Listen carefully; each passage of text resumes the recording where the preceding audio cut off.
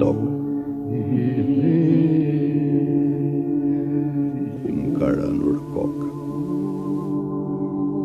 Kam dashur më me apë, ku më nje, dhe guri thapë. Kam pasur shtëpi, ku kam njojtur Perëndin.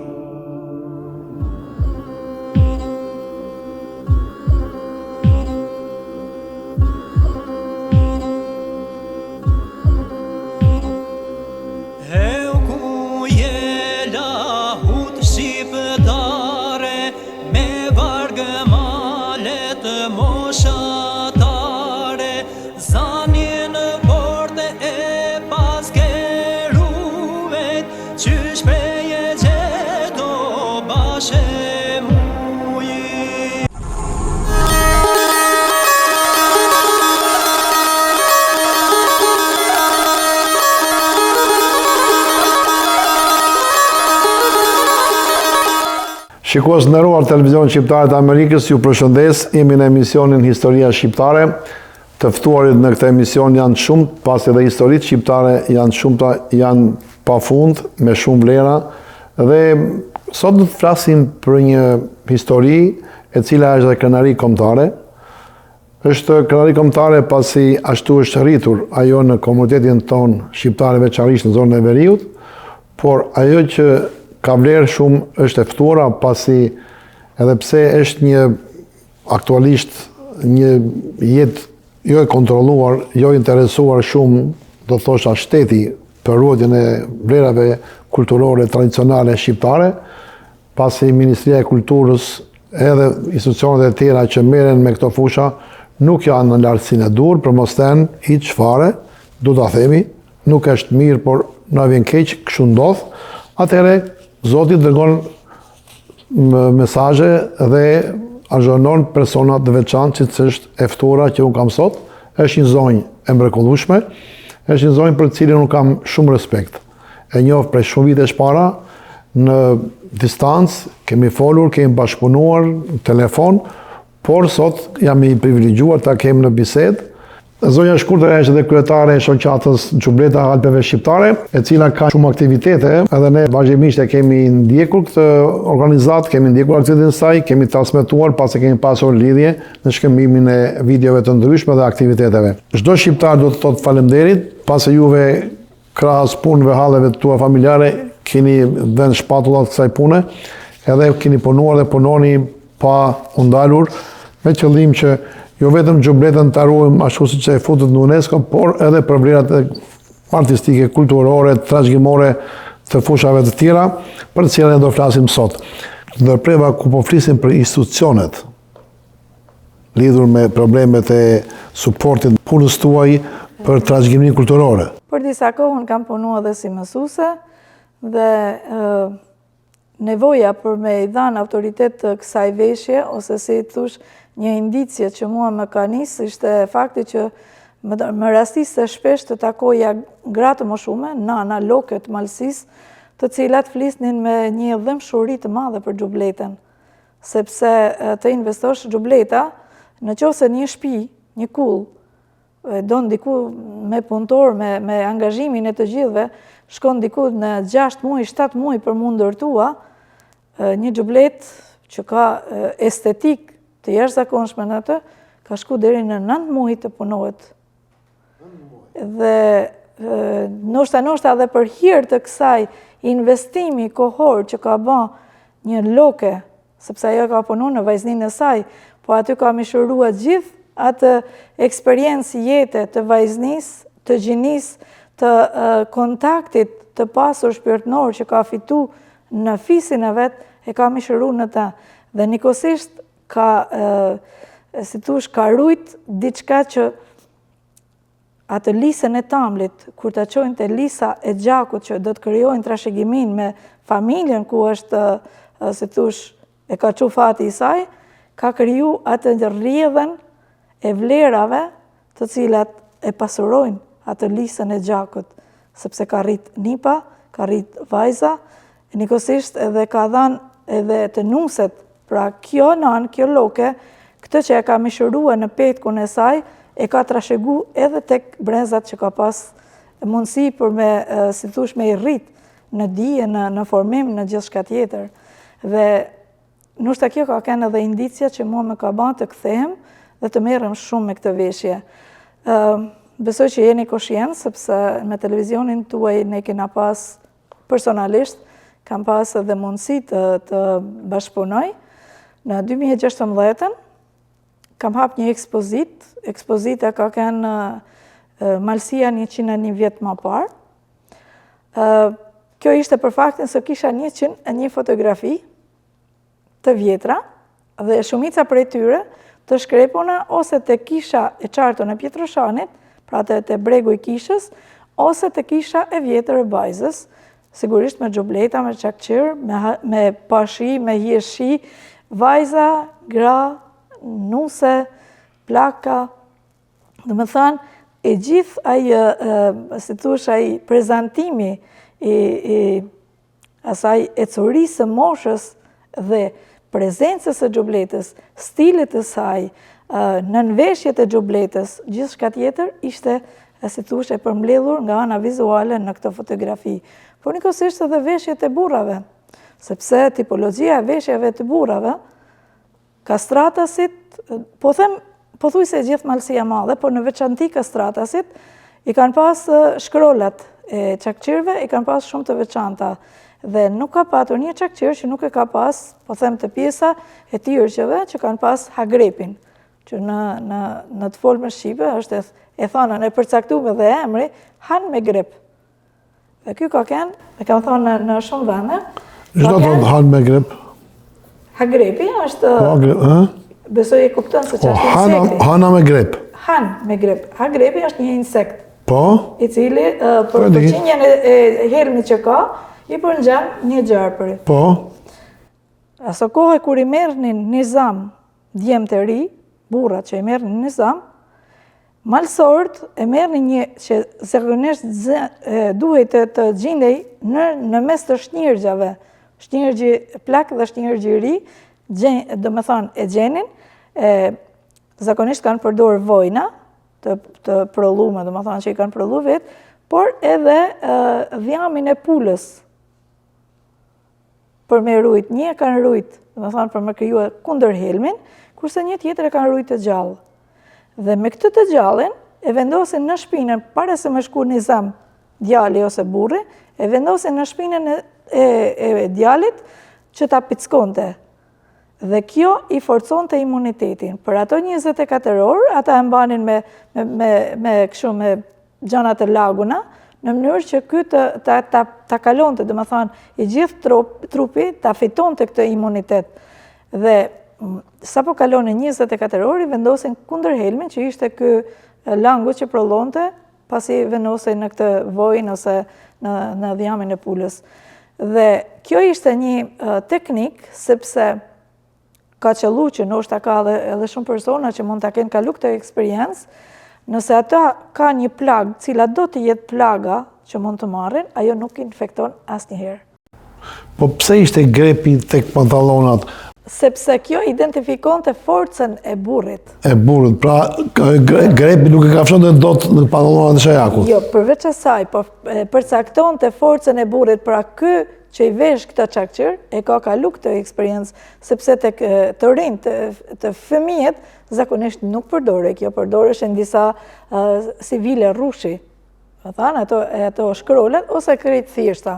A kemi ne një ngjashmëri të dizajnerit të gjubletës me veshjet e burrave? Përveç se është materiali njëjtë. Materiali është i njëjtë, po dizajnjet jo.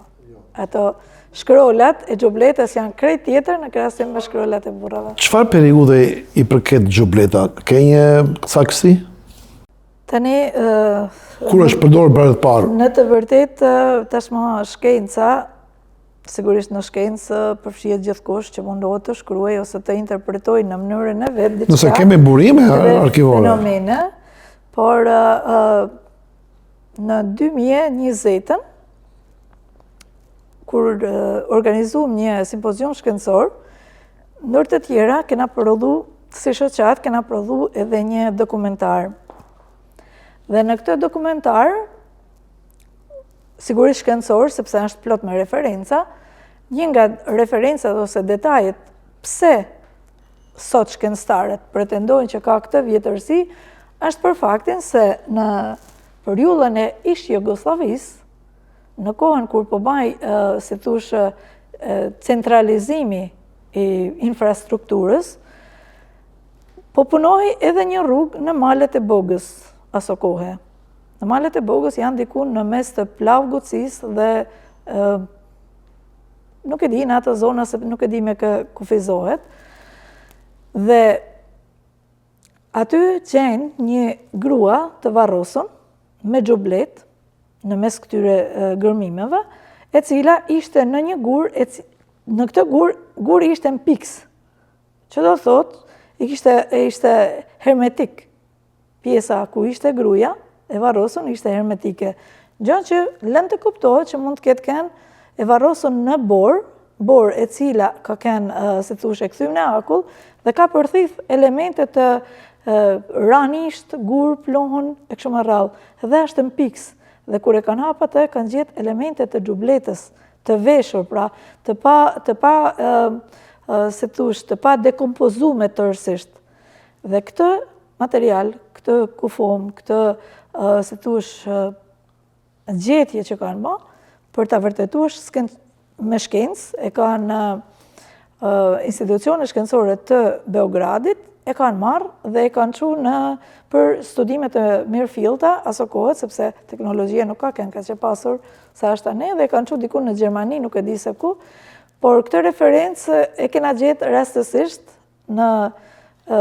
diku në 2012, kishim një pedagog, të cilit nëse me lejon, unë dua ta përshëndes. Absolut, është profesor Rukin Daberdaku, i cili me sa di tani jeton në Amerikë, dhe ishte ai që po diskutonim me të në lidhje me këtë gjetje, ai kishte ra në kontakt të kësaj gjetje dhe sigurisht ai e shpjegon në leksione, por kjo më shtyni për me kërku më tepër informacione dhe vërteta është se në këtë gjetje aty është vërtetu vjetërsia e kësaj veshje, e cila përpasoj gjenë edhe vjetërsin e kufomës, dhe aty të përcaktohet që është mbi 4500 vjeçare. Pra ky është një referencë shkencore që shteti shqiptar për hir të vërtetës nuk e ka marrë, po dhe zguxon ta marrë sepse në fund të ditës është gjetë në territorin e ish Jugosllavisë dhe nga ana tjetër duhet të jemi koshient për diçka tjetër, që shpeshherë dëgjojmë të thonë na morën lahuten. Unë nuk e quaj kështu. Unë e quaj se atë çka politika mundohet ta interpretoj, ta huazoj, arti dhe kultura e shpërban politikën. Dhe këta kanë dalë në pa, duke nxjerrë rajt e veta, ata që i bien lahutës nuk ka gjak serb.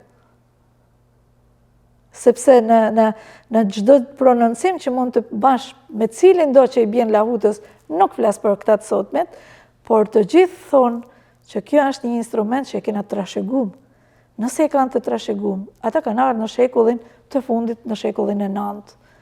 Lahuta ka kënë këtu, s'kanë pru gjo me vedin. Po kështu edhe veshjet. Veshjet, pamuku, do me thonë me logjikën shkencore. Pamuku, kur ka hy në rajon, kur ka hy? Mnashi po ashtu, mnashi ka kënë një material e cili nuk ka ra në dorë të popullatës. Kryesisht ajo është kënë një përpunim, se është kënë shumë e pak në mas, është kënë një përpunim që është bëha kryesisht për shtëpitë e pasura, për familjet mbretërore, për obortarët mbretëror. Nuk ka mujtë të jetë e bollshme për popullatën. A mund na sjellësh disa informacione lidhur me pajisjet që shkon me të tjera xhubleta, veç fustanit, çfarë ka dhe tjera me çami, me gjitha tjerat, me mbres, çfarë ka? Elementet e xhubletës, faktikisht ajo quhet xhubleta me pajimet e veta. Dhe duke filluar nga pjesa e opangëve që ju thum, të cilat bëhen me lëkurë lope, Pastaj kemi çorapet, se po e nisin nga poshtë. Këmbën kur lopës si bëhet? Regjet apo? Lëkurën e lopës, faktikisht të flas në përgjithësi, sepse më herët kanë pas përdor edhe lëkurë të derrit, pjesa e shpinës, nga që është shumë e fortë, ata e kanë tha dhe e kanë përpunu, dhe kryesisht e kanë lënë jo nga pjesa e siprinës, por nga pjesa poshtë, sigurisht mas që është tha, në mënyrë sepse ajo ka rezistu më së shumti, por në përgjithësi është përdor lëkura e lopës, edhe deri diku është përdor edhe lini, më thanë mënyrë se si kanë përpunu pjesën e linit dhe e kanë thurë dhe me ata kanë punu përsa i përket këpucëve ose të mathunave, si që është quajtur asaj kohe. Kena pjesën e çorapeve. E nisa ta them edhe pak më herët. Tek dokumentari ka një frazë që thuhet, nuk janë dimrat që kanë kenë, nuk janë verat që kanë kenë, e nuk janë dimrat që janë për men. Çka do të thotë që deri në vitet ndoshta 50, dimrat kanë qenë shumë të ftoftë, të frikshëm mundësisht me hyrë ndimën, saqë kur vjen dita e shnjerëgjit, malsort me njëri tjetrin, hajtë se dolen shnjerëgj. Pra, moti për ta ishte me dalë në shnjerëgj, me të qu shnedja, me të qu bulmeti, me të qu, se tush, mbarshtimi baktive, ta gjia baktive. Shnjerëgja është në prill apo në maj? Është në prill. Në prill është. Në 25, në 23. Prill. Pastaj e kena dhe shnjerëgjën plak, që është fillon nga data 6, në varësi se si e lusin, sepse krahinat të ndryshme e lusin në ditë të ndryshme. Dhe pastaj vazhdojmë me shtatin e xhobletës. Shtati i xhobletës është pjesa që e mbulon krejt shtatin. Ka kraholin, ka pjesën e brezave, në përgjithësi tani ata që përdorin, do me thanë atë japin të drejtë të vetës të quhen shkencëtar, dikush pretendon që më herët ka kenë vetëm brez lopet, që janë ato që venosin kujat e punohet brezat, ato brezat që janë prej lëkure punoheshin me kunja plumi. Dhe kunjat e plumit janë shumë të vona, sepse ky plum, përpunimi i këtij plumit është shumë i vonë. Dhe kjo e bën atë që e bën, do të thënë jep vjetërsinë, e vesh me vjetërsi këtë pjesë të xhobletës, dhe duhet të themi që në përgjithësi në çdo element që ka xhobleta, ka pas xhobleta, të gjitha kanë qenë produkte leshi. Edhe materialet që me të cilën është punu ka pas vetëm spik edhe tjerk. Sigurisht e zezë në të zezë. Pra e zezë që ma e qiltja ishte në zezë në të gri, në kaf, deri në të zezë shumë të errët. Po nga një mal në malin tjetër, a ndryshojnë xhobletat në dizajner? Atëherë, dhe plus kësaj ka pas edhe shamin e kokës, të cilën gratë kanë pas, po kanë kenë edhe ato rruba leshi, edhe sot e mërtohen rruba leshi. Dhe kryesisht asaj kohe, këto janë punu në mënyrë shumë të sofistikume, sepse janë rra, janë përdor shumë punimi i saj, është lënur, i kanë thënë, shumë herë me ujë të nxehtë, derisa ato fijet vetë janë shpërban për mu ban shumë e imt, me të cilën kanë punu edhe shamijat. Nga ana tjetër, po kështu edhe përsa i përket qeleshës ose plisit, që në të vërtetë sot ka disa emërtime, po malsorët i kanë thënë plis. Dhe kjo fjalë edhe sot përdoret në malsi. Dhe jo vetëm për plisin ose për kapuçin që venet në krye, por është për faktin se kur bashkohet masa, edhe si thush ngatërohet leshi, që duhet prap me shprish, kjo quhet se është bën plis. Edhe për fëmijët e vegjël, kur flokët u ngatërohen, janë bën flokë plis. Pra që e shpjegon emërtimin pse ka marrë në këtë formë. Dhe për pjesën tjetër, për prodhimin e kësaj, ose për me identifikua malin me mal, xhobleta në të vërtet ka vetëm 3 tipologji xhobletet. Xhobletën e kena xhobletën e malësisë së madhe ose xhobleta e madhe, kena xhobletën e dukagjinit ose xhobleta e ngushtë e dukagjinit, dhe kena xhobletën e pukës. Këto janë 3 tipologji të xhobletës. Tani në bazë të radhëve kulturore, për shembull aty ku është kanë epicendra, sa më larg radhëve kanik, se më thanë përdorimi i kësaj veshje ose kjo kulturë, ka ranë nesh me kulturat e tjera. Dhe të ramit nesh ka bën që të bëhen edhe martesa me kulturat e tjera. Dhe martesat kanë bën që këto tipologji xhubletës të pësojnë ato ndryshimet. Dhe ajo që ka pësu më së shumti është xhubleta e pukës, e cila si thush ka zbukurime ose tipe të qëndisme që në të vërtet të njëjtat qëndisme që ka xhubleta e pukës, ne i gjejmë të veshjet e tropojës, të dibrës, e kështu mati, janë shumë, se me thanë, elementet që i kanë përqafu gjatë këtyre shkëmbimeve kulturore që kanë pas, ose ndikimeve që kanë pas për këtyre martesave. Në zonën ku jetoni juve, por dhe më gjerë, a kemi sot martesa me xhublet? Atëherë, kjo është edhe vërtet një pyetje shumë e mirë. Deri para, diku, po them 5 viteve, që filloi të marrë një za edhe falë Zotit, kontakti me ju më ka ba me kuptu që në një vepër të mirë nuk je vetëm asnjëherë. E gjenë vetë universi bëhet palë me ty për me të ndihmu. Thirrja parë që është bë për punën e, domethënë për emergjencë kulturore, për diebërjen në xhubletës, thirrja parë është bë në televizionin tuaj. Për çka gjej rastin të falenderoj përzemërsisht. Falenderit. Dhe ka kanë një nevojë që të bëhet një thirrje sepse ato u lanë në harres, për një periudhë kohë u lanë në harres. Dhe siç thash më herët, asgjë nuk ndodh pa një arsye. Unë personalisht jam martu me xhublet, unë s'kam vesh vel. Dhe jam martu në vitin 1994. Dhe më kanë marrë dasmor të veshën xhublet, kam vukur norë me xhublet dhe kam marrë xhubletën të veshur deri në darkë vonë. Do të tregoj një detaj që unë e kam thënë shumë kohë, që xhubleta ka kanë një mburoj e shëndetit të gruas. Në që kuptim? Se ndihmonte? Unë jam martu me 26 shtator, në pikun e të nxehtit që Shkodra, kësaj periudhe i thot vera e dytë, që është të djeg më shumë se e para. Të gjithë, domethënë, nuk flas për periudhën, për kohën kur më morën dasmorët edhe deri te kisha. Flas për momentin që unë kam shku te shtëpia e burrit. Të gjithë në kanatiere, sepse ishte vape madhe, të gjithë ishin të veshur me fustane të holla, të shkurtra, e unë isha në xhublet deri në fund të këmbëve. Dhe të them që nuk kam një të nxehtë, nuk e beson kush.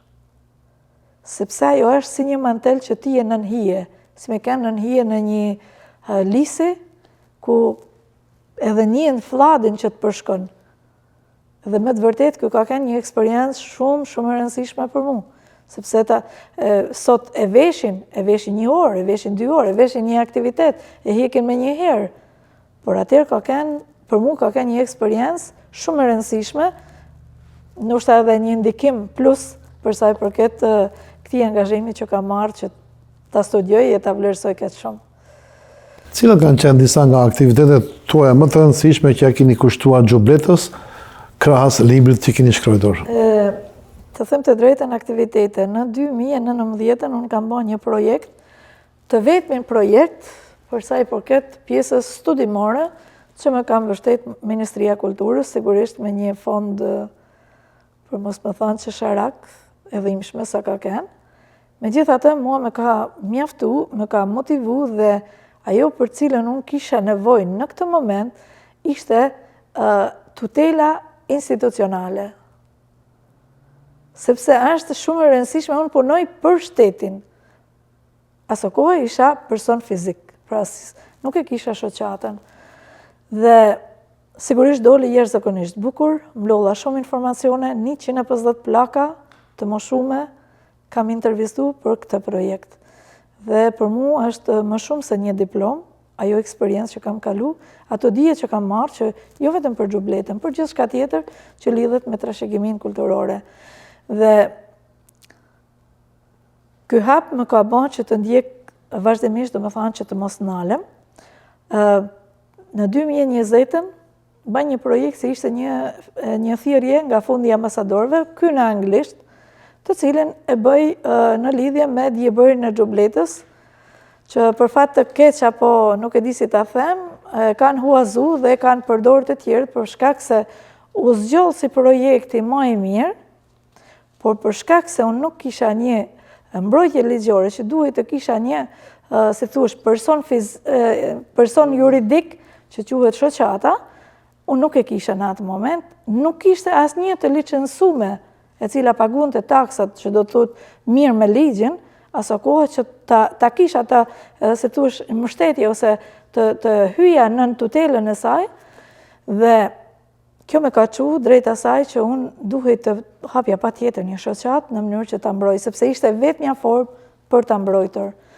Në 2020 hapi shoqatën dhe 2021 masanej kam fillu aktivitetet në emër të shoqatës. Aktiviteti i prezantimit të shoqatës ka qenë një aktivitet kulturor. Sigurisht kam bashkëpunu me Jehonën e Kelmenit, e cila vazhdon aktivitetin e saj në pjesën e Kelmenit, dhe sigurisht ka pas edhe personazhe të tjera të botës së artit e folklorit të Malësisë të Madhe, të cilët u bashkuan kundrejt një thirrje sepse ishte gjë e veçantë ajo çka po prodhoi.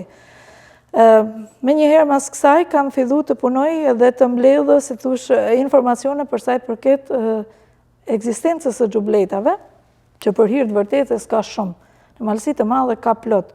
Ka shumë që kanë ardhur këtu në diaspor, bashkë me bartësit e saj, dhe është gjë shumë e mirë kjo, por ka edhe shumë në Malësi. Dhe unë doja patjetër të baja një projekt në të cilin, se cilën prej këtyre xhubleta të veshja me një pashaport. Jo ta merrja unë, por atë pashaport ta kishin ata që e bartin këtë xhublet, ose e kanë trashëgu të ketë emrin e asaj që ka vesh, kush e ka punu, prej ku ka ardhur, ku është martu, pra disa elemente që të çojnë për me identifiku tipologjin e punimit estetik të xhubletës.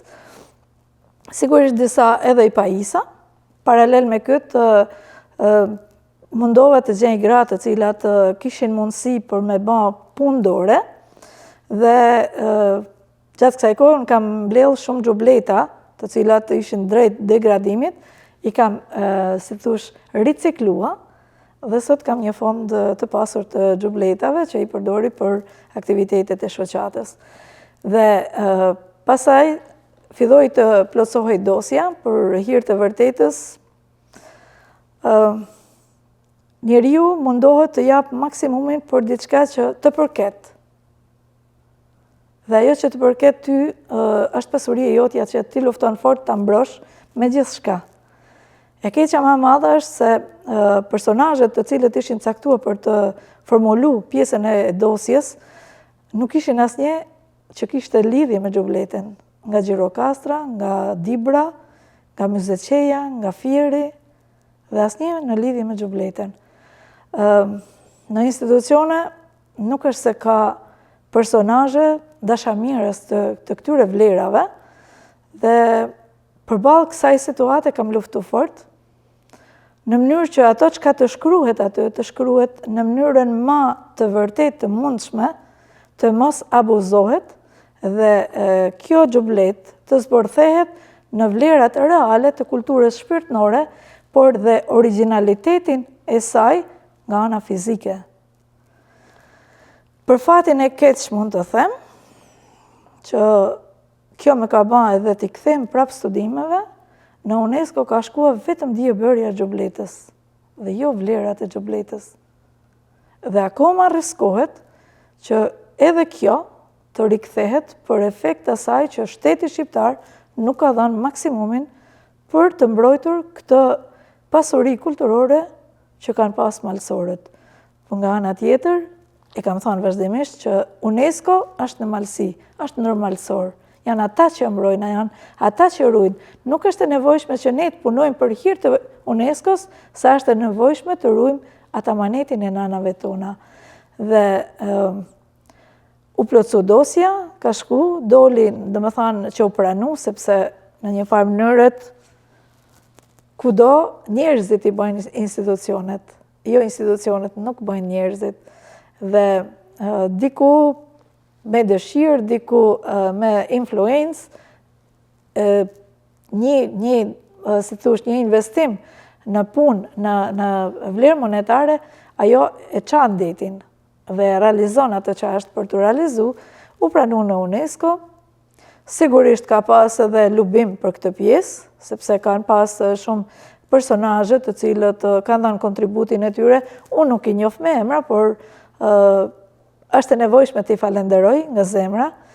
Dhe me 29 nëntor 2022 është pranuar në UNESCO dhe me datën 10 dhjetor 2022 Ministria e Kulturës më thret me emër dhe më kërkon që të kem një bashkëpunim të jashtëzakonshëm për sa I përket promovimit të vlerave të Xhubletës, por njëkohësisht edhe diebërjes Xhubletës.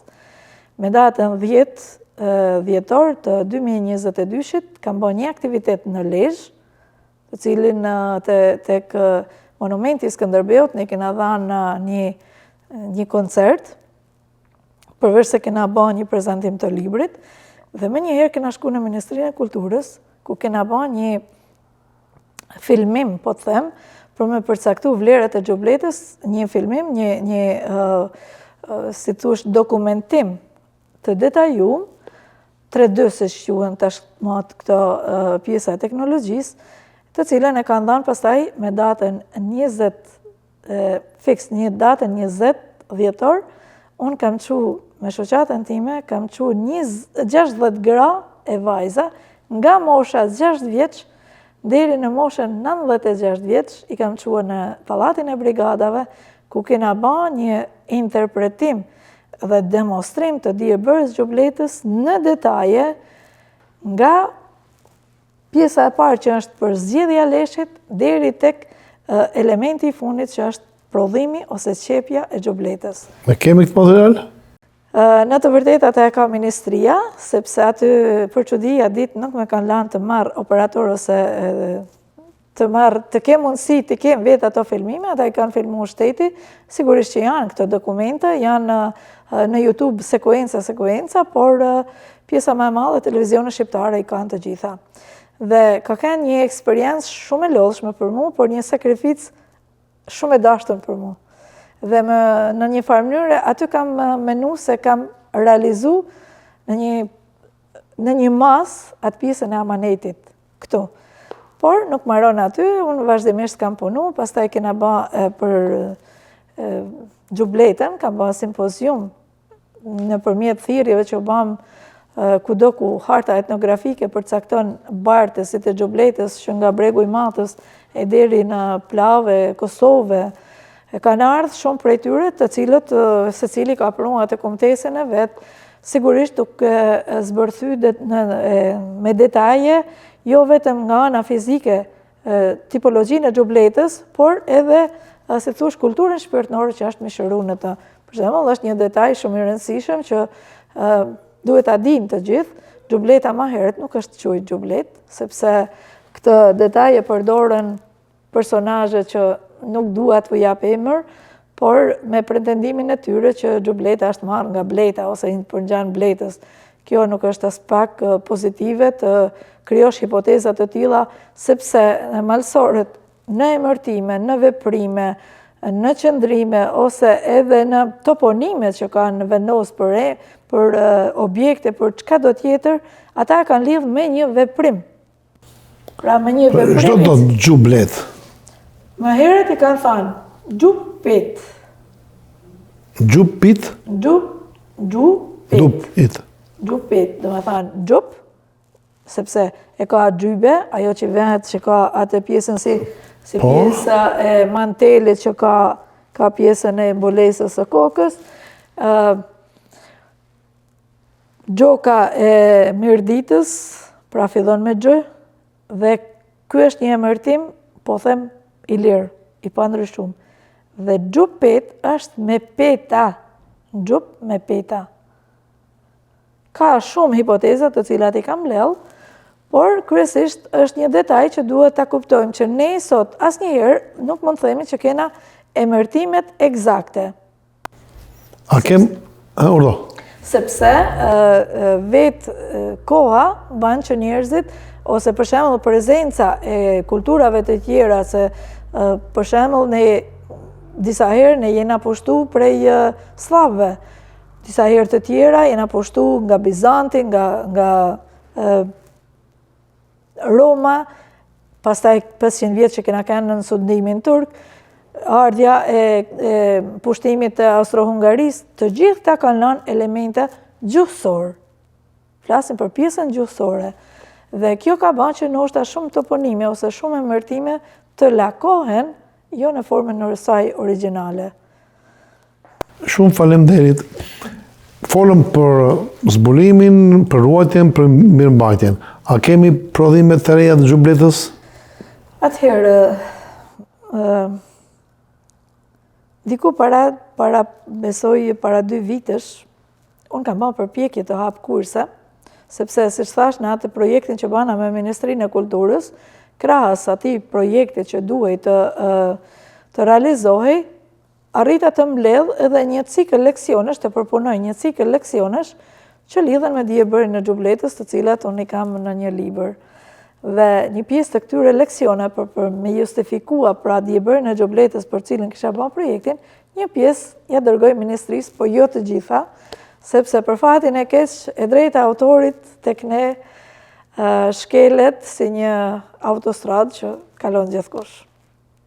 Nuk mundesh me nxjerr, më thonë për sa kohë atje funksionon në atë formë që pjesa më e madhe e administratës është e komanduar jo me meritokraci, duhet të jena të vetëdijshëm që duhet të pajtohena je në një betejë, nëse do të realizosh diçka je në një betejë që ty duhet ta çosh deri në fund atë qëllimin që ke.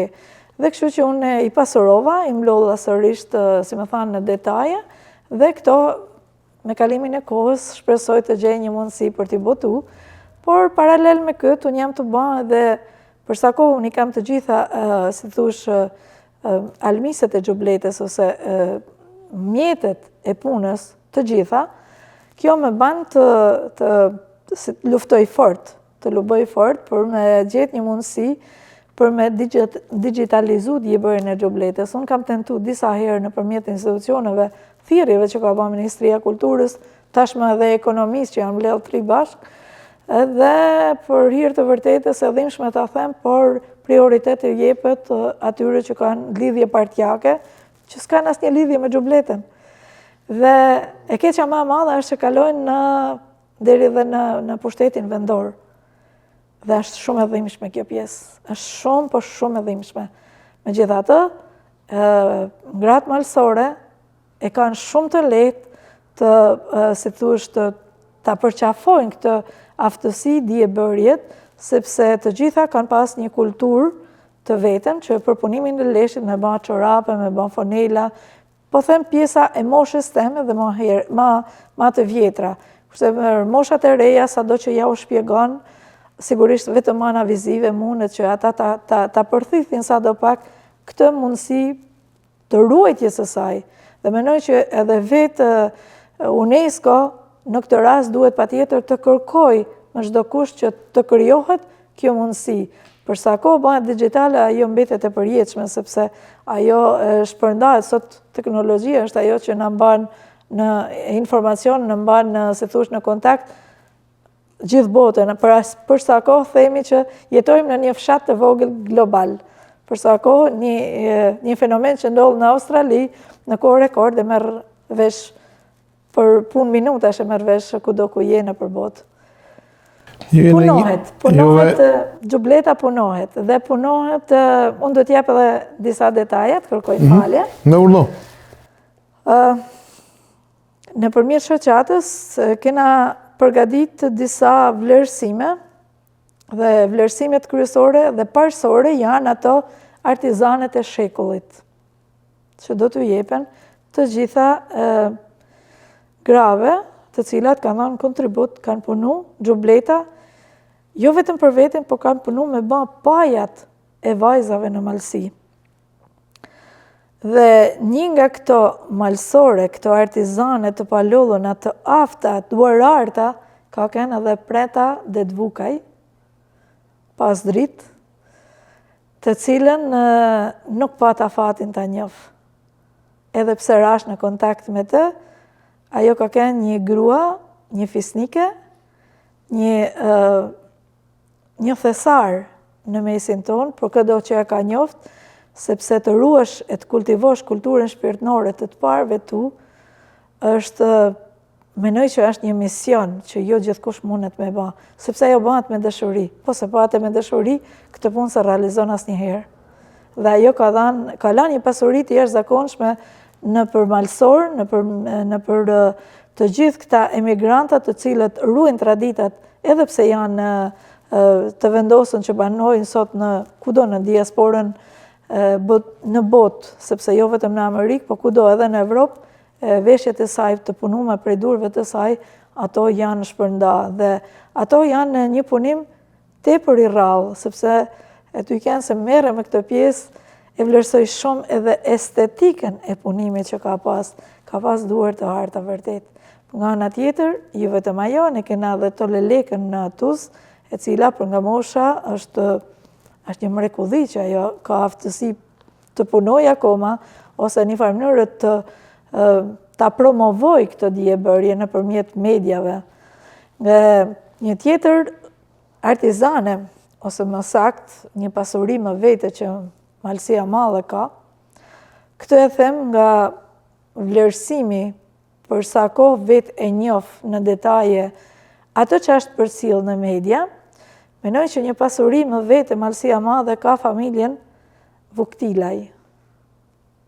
Ata jetojnë në New York sot, por në familjen e tyre ata ka një nanë shekullore, e cila në media ka qenë e vetmja që ka përcjell detajet origjinale të prodhimit të xhubletës. Dhe ajo është, menoj që është një mrekulli që sot jeton dhe në një farë mënyrë është një pasuri për ta majtë vazhdimisht në prezencë mediatike, sepse ajo ka shumë për të thënë dhe për të dhënë. Por njëkohësisht, për sa i përket elementeve të punimit, të bazës materiale, elementet ose mjetëve të punës, ka familjen e saj, të cilët, kur kam, domethënë, këtë projekt që bëna me Ministrinë e Kulturës, unë e realizova një pjesë të saj, e kam realizu me këtë familje, dhe është një mrekulli që sot ata vazhdojnë të merren me xhubleta dhe prodhojnë. Mariana, nusja e kësaj agës, vazhdimisht prodhon e punon për xhubleta dhe ka me pasion dhe është një dashuri ajo që aman gjithmonë të lidhun dhe çdo gjë që i bjen në dorë e lidh se si të pasuroj një xhublet, se si ta punoj, se si të krijoj diçka që lidhet me këtë trashëgimi kulturore. Dhe unë e vlerësoj jashtëzakonisht shumë sepse ata kanë ruajt edhe origjinalitetin e punimit të kësaj veshje. Të falenderoj shumë. Kishe ndonjë diçka tjetër për të thënë?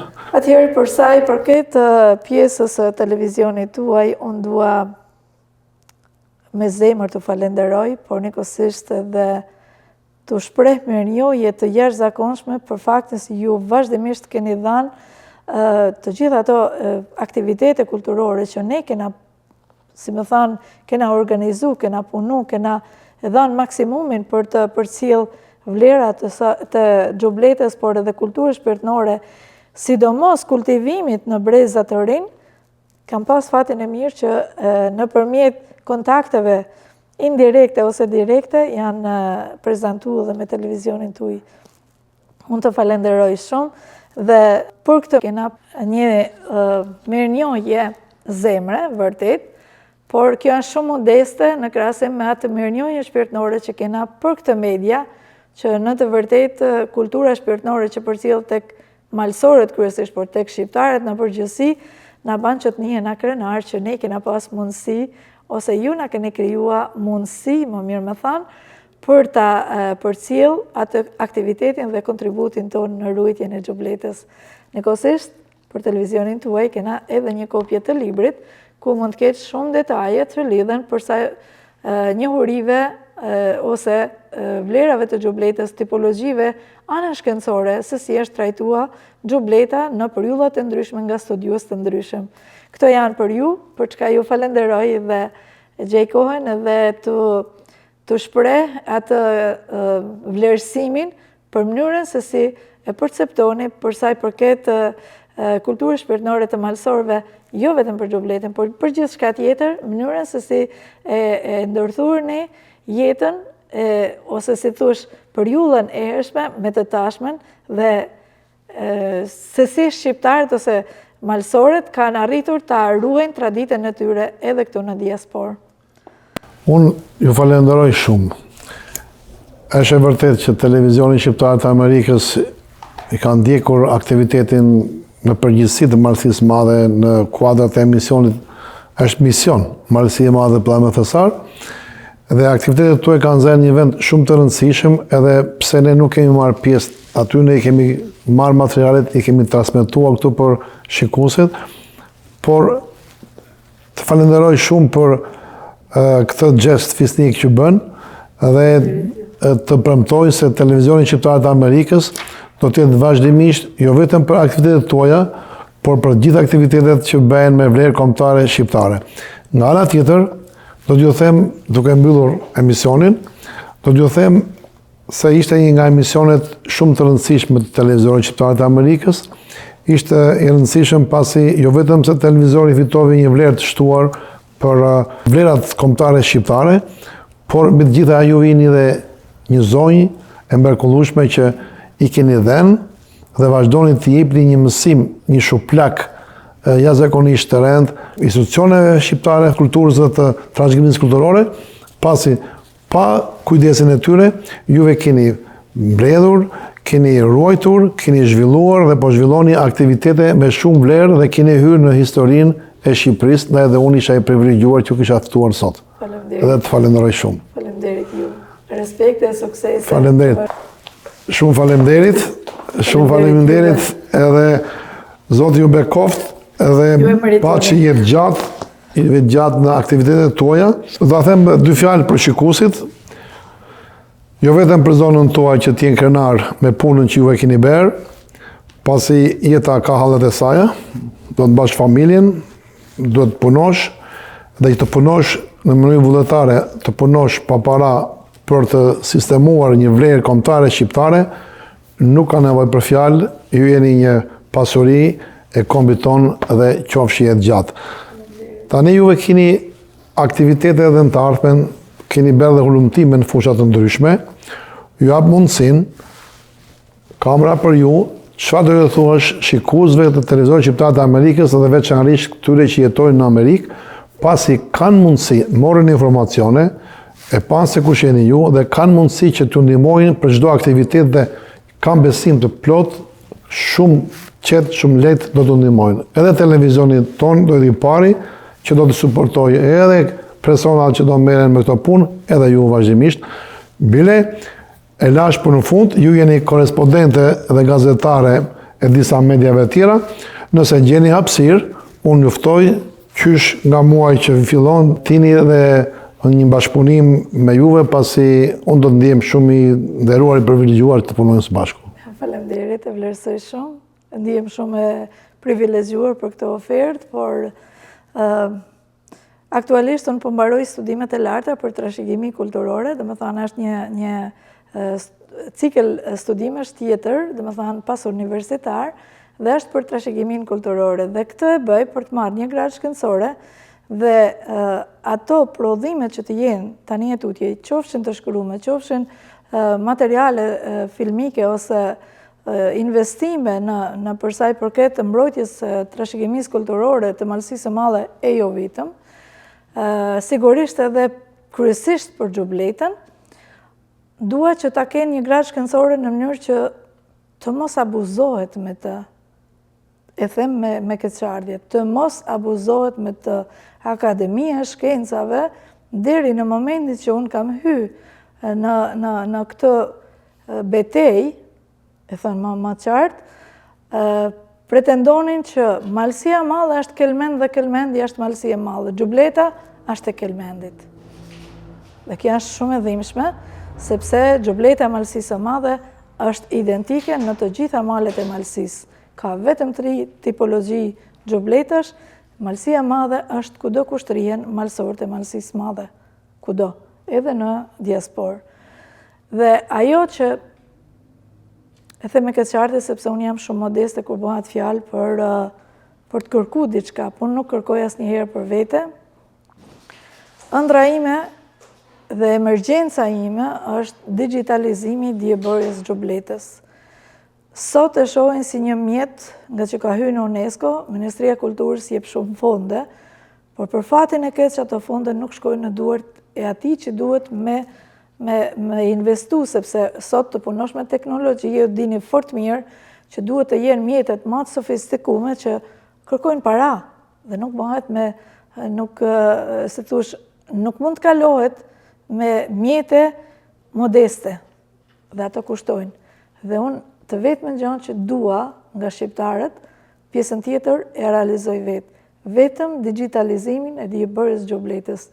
5 herë e kam qenë në institucione shqiptare, në Bashkinë Malësi e Madhe që po e nis nga më e afërta, e kam qenë në Ministrinë të Kulturës 3 herë dhe 1 herë e kam qenë në Qarkun e Lezhës dhe nuk është miratu. Dhe buxheti kapet jo më shumë se 25 milion lek. Pra i gjithë struktura e diebërjes gjobletës, gjithë ecuria që duhet patjetër të bëhet, jo se e kërkoj vetë se kam qëllimin të realizoj diçka, duhet me çdo kusht të ruhet kjo diebërje. Gjeneratat që po vinë kanë nevojë që ta shohin, ta kuptojnë, kur të realizohet, të interpretohet me imësi puna që duhet mu bë për të realizuar. Është një pasuri e jashtëzakonshme për ne që jena bartës të saj, por edhe për krejt shqiptarët, për krejt troje shqiptare, për identitetin kulturor tonë. Dhe kjo është e vetmja gjë që unë do të kërkosha kushdo që ka një mundësi. Sigurisht, më herët kam kërkuar të kem institucionet primare, për shkak se ajo duhet i përkas shteti shqiptar. Për sa kohë shteti shqiptar ka plotësuar dosjen dhe ka çuar në UNESCO. Por kjo tashmë duhet të i ketë një mbështetje nga, si thuaç, persona juridik se që janë shoqatat. Vetëm në këtë formë mund të realizohet, ose nëse dikush don, si thuaç, të bëjë një donacion të tillë, duhet ta kuptojë që ai do të jetë primar si producent për realizimin e këtij materiali filmik, i cili do të hetet si një nga investimet më me vlerë për sa i përket trashëgimisë kulturore dhe shpirtërore të vetë malësorëve, e jo vetëm, se tashmë është shqiptare, është botërore, është gjithçka. Unë të falenderoj shumë, edhe kërkesa që u bët, nuk është vështirë ta dik edhe më si televizion, por duke qenë se është vlerë kombëtare, i takon çdo shqiptari që të bëjë një ndihmë të tillë, por do të influencoj, do të gjej një grup që të jenë nga zona e Malësisë, që ta kenë autorsinë vetë malësorët, edhe mendoj se së shpejti do të realizohet. Në të vërtetë, ajo është një punë shumë e vështirë, është një investim në kohë. Nuk janë vetëm kamerat e domosdoshme, është një investim në kohë. Dhe të mendosh që po marr vetëm një element, lamjen e leshit, që është gjëja më e thjeshtë, është shumë e sofistikuar mënyra se si duhet mu la. Dhe sa detajet mund vetëm në këtë aspekt, ndoshta mund të jenë rreth 1 orë filmim. Po, ne investojmë gjëra të tjera që s'kan vlera jo për këtë. Unë them se do të arrit, ndoshta se kanë ditur shikuesit, unë do të avem numrin tuaj të telefonit poshtë, edhe të shoqatës, do të kontaktojnë shqiptarët absolutisht. Të falenderoj shumë. Të falenderoj që ishin në bisedë Historia Shqiptare.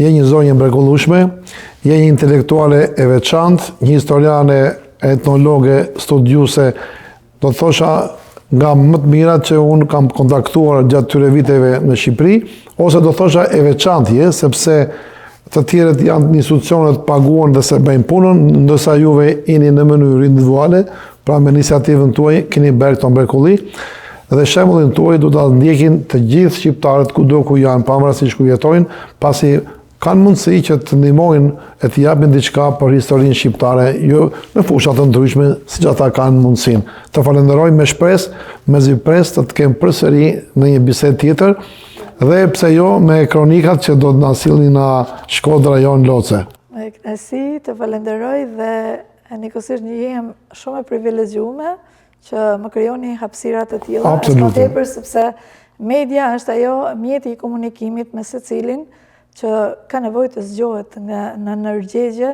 për etnitetin e vet, për vlerat e veta, sepse çdo njeri në këtë jetë ka ardhur me një mision dhe ne duhet ta përmbushim misionin ton. Unë për shikuesit do ta ndaj dhe një diçka, shikues nderuar, gjithmonë japim 24 orë, 24 orë nëse televizion japim.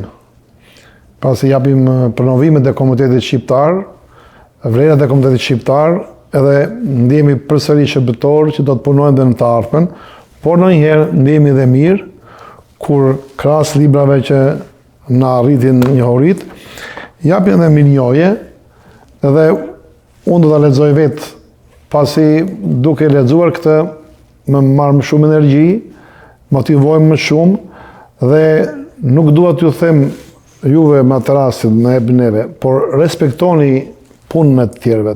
Dhe kur keni mundësi, edhe falenderojni, edhe me mirënjohje. I jepet, po t'ishte private nuk do ta lexoja, por është për televizionin, Shoqata Kulturore Xhubreta e Alpeve Shqiptare, antar nderi i shoqatës i jepet Alp TV-USA. Me motivacion për mbështetjen mediatike të pasqyrimin e aktivitetet të shoqatës, si dhe të lobimin në thirrjen në sensibilizimit për mbrojtjen e Xhubretës dhe dieblerjes së saj.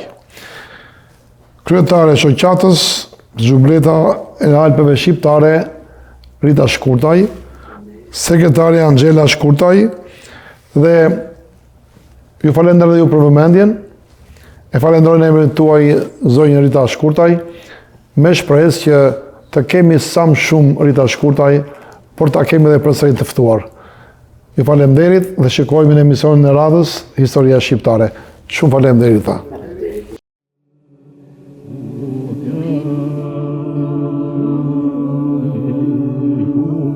Më mëdheu. Më mëdheu. Quhet tokë. Më ka rënur kokë. Kam dashur më me apë, ku më nje, dhe guri thapë. Ku kam pasur shtëpi, ku kam njojtur Perëndin.